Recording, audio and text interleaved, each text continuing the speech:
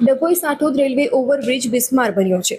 ચોમાસાના આગમનને હવે ગણતરીના દિવસો જ બાકી રહી ગયા છે, ત્યારે ડભોઈ વિસ્તારના મુખ્ય માર્ગોની દશા અત્યારથી જ દયનીય જોવા મળી રહી છે।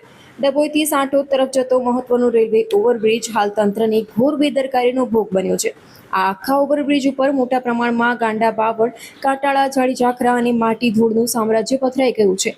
હજારો વાહનોની અવરજવર ધરાવતો મુખ્ય માર્ગ છે। નોંધનીય છે કે આ ઓવરબ્રિજ ડભોઈથી રાજપીપળાને જોડતો અતિ મહત્વનો અને વ્યસ્ત માર્ગ છે। આ રૂટ પરથી દરરોજ હજારોની સંખ્યામાં નાના મોટા વાહનો પસાર થાય છે। એટલું જ નહીં, વિશ્વ પ્રસિદ્ધ પ્રવાસન ધામો અને પવિત્ર યાત્રાધામો તરફ જવા માટે પણ આ મુખ્ય રસ્તો છે, જેમ કે પોઈચા એટલે કે નીલકંઠ ધામ, ચાણોદ અને કરનાળી, શિનોર, રાજપીપળા આ તમામ સ્થળોએ જતા યાત્રાળુઓ અને સ્થાનિક વાહન ચાલકો ફરજિયાતપણે આ બ્રિજ પરથી પસાર થાય છે।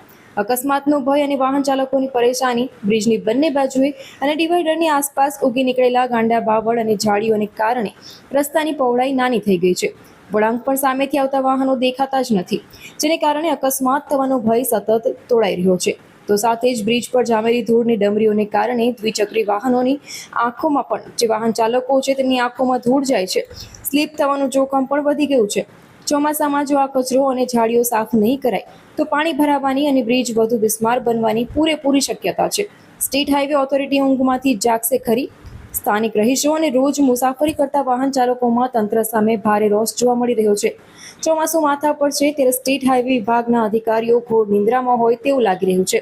વાહન ચાલકો દ્વારા માંગ કરવામાં આવી છે કે ચોમાસાના વરસાદી દિવસો શરૂ થાય તે પહેલા જ તંત્ર વહેલી તકે જાગૃત થાય અને યુદ્ધના ધોરણે આ ઓવરબ્રિજ પરથી ગાંડા બાવળ, ઝાડી ઝાખરા અને ધૂળની સફાઈ કરાવે, જેથી કરીને અહીંથી પસાર થતા હજારો વાહન ચાલકો અકસ્માતનો ભોગ બનતા બચે અને તેમની મુસાફરી સુરક્ષિત બને।